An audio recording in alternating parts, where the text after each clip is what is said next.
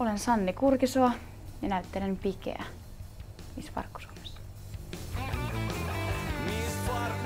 Pike on aika semmonen suloinen, hiljainen tyttö, joka se on aika vaikeaselkoinen tyyppi, et sen leffan katsomalla sen kyllä varmaan sitten jollain tapaa saa auki sen, että millainen se on.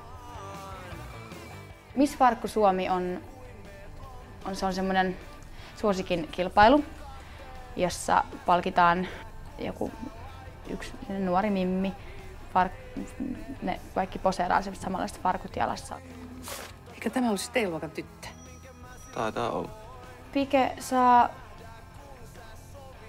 kaikennäköisiä kuvauksia, se pääsee suosikin kanteen ja erilaisiin mainostamaan erilaisia tuotteita. Ja sitten tulee sinne yleinen niinku idoli tai sinne stara. Niinku, se oli silloin joskus aikoinaan tosi iso juttu, että se kuka voitti tämän suosikin Miss Farkku Suomi-kilpailun, niin se oli sitten, kaikki ties kuka se on ja sitten mentiin lujaa. Miss Farkku Suomi on leffa, joka kertoo, se on semmoinen niinku rakkaustarina, joka on tosi väritetty kaiken näköisellä semmoisella musatouhulla ja siinä on paljon hyvännäköisiä rokkipoikia ja paidattomia ihmisiä ja paljaita peppuja. Se on hyvä leffa.